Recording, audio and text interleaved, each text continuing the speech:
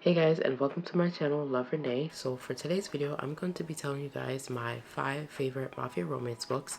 And these are the books that after reading, I just could not stop thinking about. And overall, just the ones that I felt were the best out of all the ones that I've read. If you guys have any recommendations for me, please be sure to leave them down below. Let me know and I'll definitely be checking them out.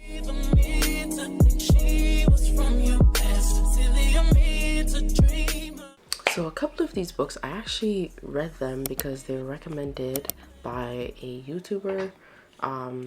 It was a mixture of different YouTube videos that I watched, and I just basically searched Mafia romance book recommendations and their videos came up and I just watched it. And that's how I usually get most of my book, like specific trope book recommendations. So a couple of these books is books or series that I got recommended by those channels. Don't remember exactly which channel because some of these books I read a while ago, so I wouldn't really be able to tell you exactly. But if you ever want to find Mafia book recommendations, there are some videos that makes pretty good recommendations. So go ahead and check those out. And we're gonna go ahead and get started. So these are in no particular order, just as I thought of them, I wrote them down. Let's go ahead and get into it. The first book is going to be Sweet Oblivion by Daniel Laurie, and majority of these books I do not have like the physical copy of, but I got them on my Kindle. So Sweet Oblivion by Daniel Laurie, and this book is about Elena and Nico. And Nico is essentially the, I guess, head of the Italian mafia. He's arranged to be married to Elena's younger sister. Of course, the younger sister does not want to marry him, so she's in there causing as much trouble as she can. But for some reason, Elena and Nico has like this strong sexual tension going on between them. Like he always teases her. She tries to avoid him because she doesn't understand like why every time she's around him. Like it's not like she thinks she hates him, but really like she gets this really strong reaction from being around him. It's like her heart does this weird thing and she doesn't understand why. She's not really able to make sense of it. He's always trying to tell her what to do and basically making her feel things that she should not be feeling, as he is about to be her brother-in-law. So the first time they meet, she ends up giving him this glare, which is what starts this whole thing, this whole rival, if you want to call it. So without spoiling anything, something happens and Nico and her sister's marriage end up getting called off, and now Nico feels it is his chance that he can get the woman that he actually wants, which is Elena.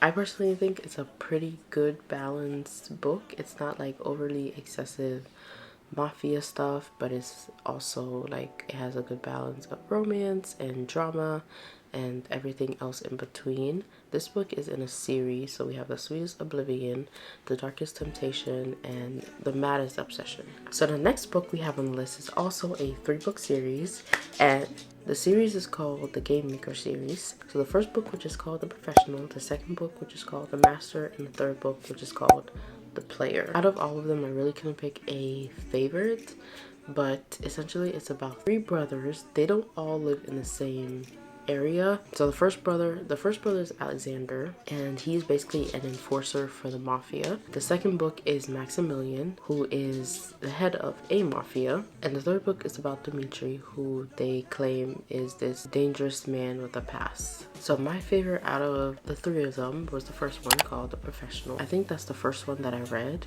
and it is about Alexander and Natalie. It's about Alexander and Natalie, and Alexander, like I said, is an enforcer for the mafia in Russia, and Natalie, a grad student who does not realize that she is mafia princess. So I haven't read this book in a while, so I wouldn't even be able to give you like a really good synopsis. And essentially it's a love match story between Natalie and her protector slash bodyguard. So my next book recommendation is going to be Bound by Honor, and this one is, I have 2 series. It is 8 books. This particular one is about Arya and Lucas and how they ended up in a arranged marriage type of situation. Arya was arranged to be married to Lucas since she was about 15 years old. Of course, Luca did not like this. He's one of the more modern mafia boss and doesn't like the idea of being with someone that is so much younger than him, but he knows that it's something that he has to do, so he doesn't really have a choice. He's determined to not love Arya, determined to not fall in love with her at all, not even share a bed with her. She made a promise that he was not going to sleep with another woman or be with another woman.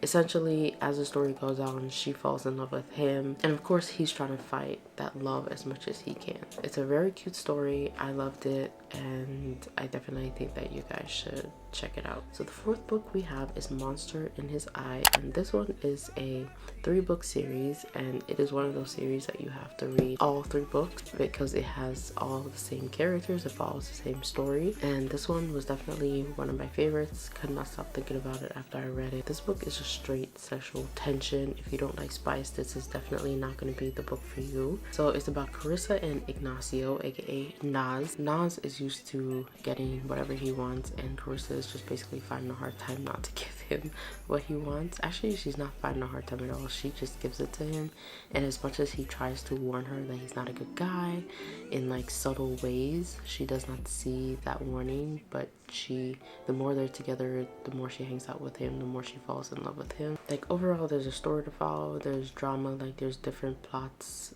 in the book. I would say it's a pretty easy read. I call it mind-numbing because it's something that you can literally just get lost into. You don't have to think about it too much. For me, sometimes it's hard to remember exactly what a book is about. I'm more so a type of person that I can tell you how a book made me feel, and this was one of those books that after reading it, I was just like, that was such a good book. Oh my god. I did not want it to end. Even though it was a 3-book series, I felt like we could have had a 4th book and I would have been happy. I would have read it and it would have been good. It would have been just as good as the first 3 books. You know, sometimes you read a series that has the same character and you're following that series, and as it goes by, as the books go by, they get worse, and it seems as if the author was just trying to write things just to make up a book. Not this series. I think all the books were good, and they all had like different components, different plots, different things that were going on in each book. I loved it, and I had nothing to complain about while reading this series. So for the 5th recommendation, we have The Sweetest Temptation, also by Cora Riley, and it is a age gap and arranged marriage. So we have Cassio, who lost his wife recently. They had children together, so now he needs to find someone who is able to help him take care of his kids, as well as someone to, as I stated, warm his bed at night. So then he ends up in another arranged marriage with 18-year-old Julia. He hates the idea of her being so young, so as tradition, he's a mafia boss, so he has to be married. So this is definitely a really good book. You should definitely check it out. I don't think that you will regret it. So the last and final recommendation that I have is Brutal Air by Sophie Larkin. So we have Nessa Griffin, who is the apple of everyone's eye in her family. They try to shield her from everything as much as they can, and she basically has no role in her mafia family. She finds herself trying to prove herself at home, but also trying to prove herself within like the dance world. Then we have Mikola, and I think that's how you say his name, and he's out to get revenge for something that happened with the Griffin family. So he ends up kidnapping Nessa and basically was using her as a way to get what he wanted out of the Griffin family. So throughout this whole plot, he ends up falling in love with her, and she realizes that he's deep down inside, like way deep down, he's actually not a bad person. So she ends up fallen in love with him as well. But it's just their story of unexpected love, unexpected romance, kind of a dark romance as well. He is a very dark character, and she's the only one who basically helps him lighten up a little bit, if you want to put it that way. So those are all of my recommendations. I believe it was 6 in total. Let me know what you guys think. If you've read any of these books, give your thoughts and opinion. If you have any book recommendations for me, let me know as well down below what those recommendations are. Please don't forget to subscribe before you leave, and I'll see you guys in the next one.